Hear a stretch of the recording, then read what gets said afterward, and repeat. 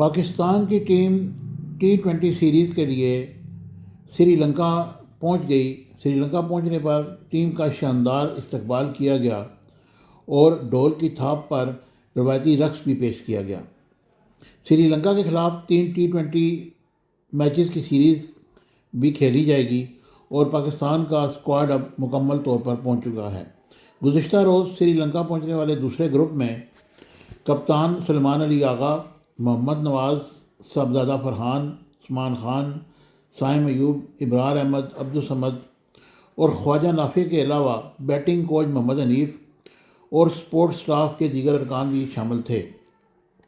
Pakistani team Sri Lanka پہنچنے پر ان کا انتہائی شاندار استقبال کیا گیا، جو ان کی روایات کی عکاسی کرتا ہے۔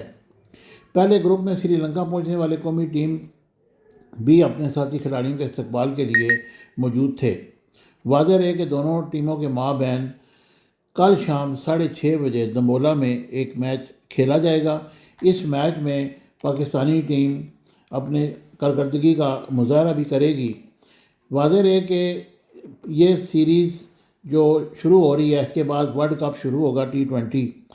پاکستانی ٹیم انڈیا میں نہیں کھیلنے جا رہی، اور اب اس کے بعد یہ بھی ہوا کہ بھارت کو ایک اور دھچکا بنگلہ دیش نے کیا کہ وہ بھی بنگلہ دیش کی ٹیم جو ہے وہ بھارت نہیں جائے گی۔